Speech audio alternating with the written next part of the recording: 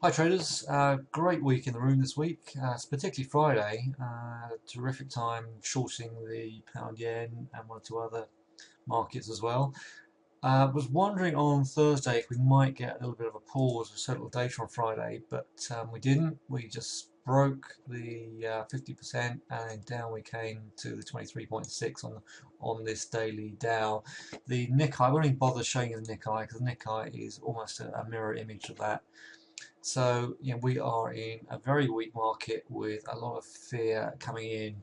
Basically, we've had the Argentinian currency, the floor taken from underneath of that. That's created a lot of fear.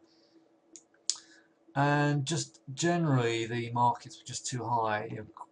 Ever since the Fed announced tapering, and we still had some good data, some reasonable data coming in, then the markets are pricing in a rate rise.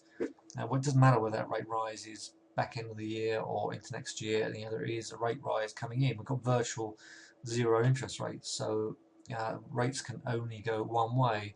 So the markets are reacting to that, and some turmoil around the markets and the globe, obviously including Ukraine, continued problems in Syria, and so on.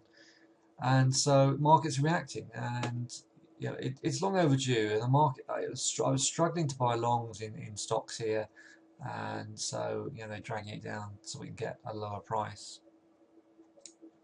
As for a target, this is the weekly Dow. I think I'm just on a pure fib level, which I trust and use extensively. I think we could come all the way down to 13,500, which would see us touch the weekly 200. Okay, it's a huge seller's bar engulfing one, two, three, four, basically engulfing the whole last 4 weeks of trading, so including the back end of December. So the first real test is going to be 15,630.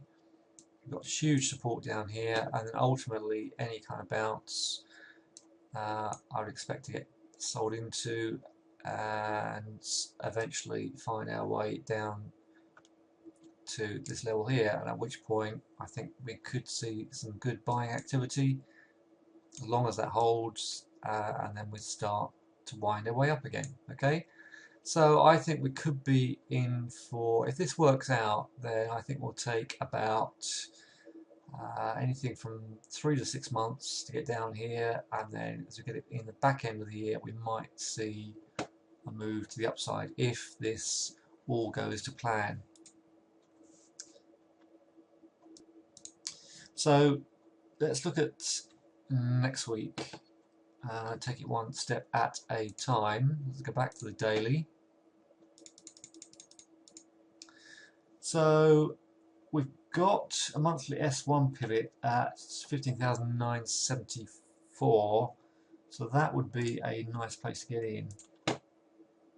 974 will put us about there, and then I would look for a retest of this low here, which will put us into late December lows. So obviously one of the first things that's going to happen is the yen's going to get repatriated after such a huge move to the upside. So I would look for the yen. Well, let's do a similar exercise on the week.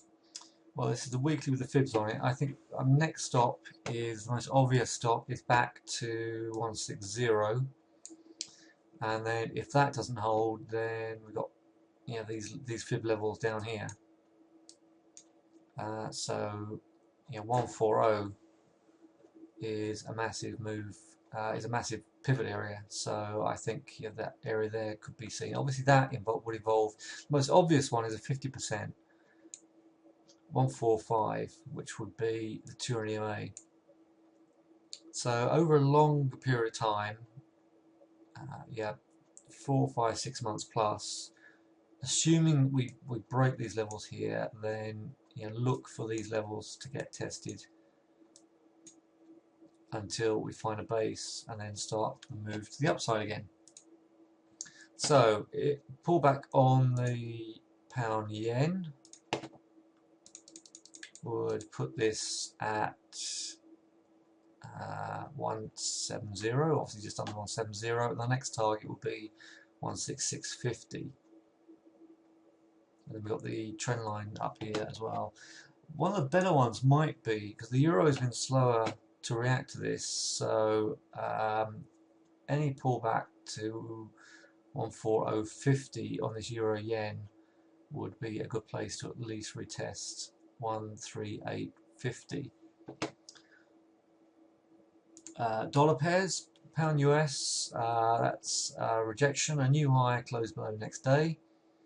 So that's a short at 165.50.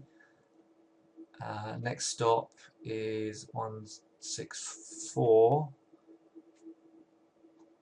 I think we'd be lucky to get pulled back to 165 on that one. That would be about 2/3 of the bar on that. And the Euro US has got a lovely star pattern under this whole area of resistance on a fib level, based on the fibs from where I take it from here, and the high at 139. Okay, so this is a fake out. We couldn't get through that area there. Had a seller's bar, wound our way down. I've been trying to short this for a while, but I think the time has now come. We are above the 50 EMA on this one, so I would recommend you short charts that are below the 50 EMA, i.e. the Euro Yen, and not the Euro US. This one's below the 50%, so yeah, shorting is always a higher probability but below the 50 EMA on any time frame, whatever time frame you're using. US dollar yen, obviously, yeah, the yen has been repatriated, so that looks as if that could come easily down to the 100 mark, the parity level, and Swiss yen is not so good. CAD yen is at least a couple of days ahead of us. And just a quick look at the Aussie US, you can see the strength of the dollar there coming through in the Aussie. So we're seeing safe havens like gold getting bought. So gold is currently up to 50%. So any pullback, it would be nice to get a pullback to 1250. I don't think we're going to get to see that at all. Looks as if we'll be lucky to see 1260, 1263 to see if we can start to climb back to 1316. Okay, 1316. And so if you're a FTSE trader, that FTSE is already coming to the 200 EMA. A lot of these charts have. The daily pound yen is already coming to the 200. No, it hasn't. That's only just under the daily 50. Sorry about that. Okay, so I'm interested in the pound yen short and the euro yen short, and selling any pullbacks in the Dow. We now finish up by looking at commodities. Oil has hit the daily 200.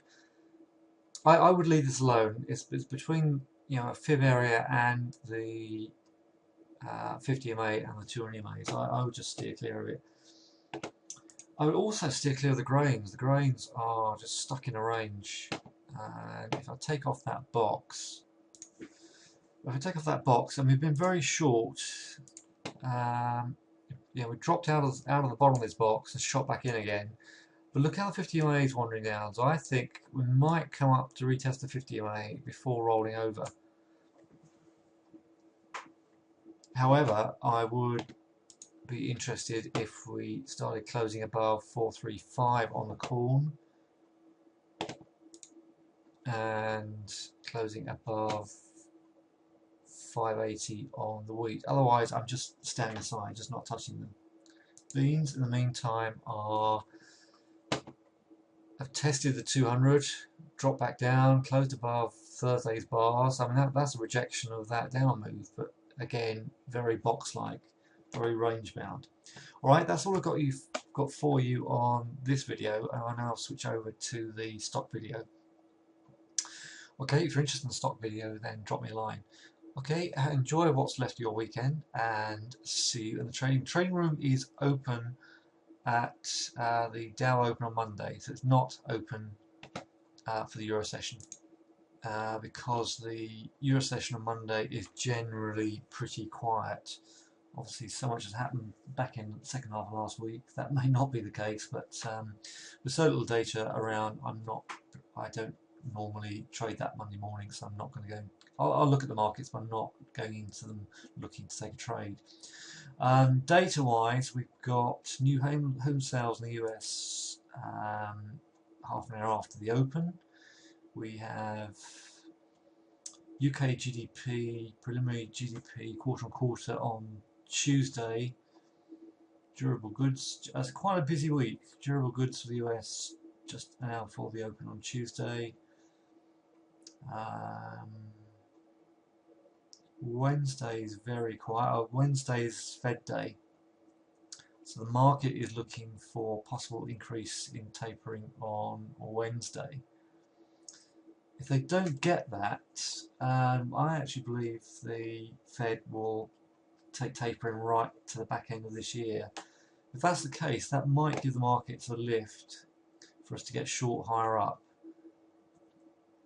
So I'm not going to get too aggressive first day of the week. Going to see if we can get some kind of bounce when we get short higher. Thursday is US GDP. Look, and that's showing on quarter a drop from, is revised up to 4.1, but the estimate is for 3.2. 3.2 is still reasonable.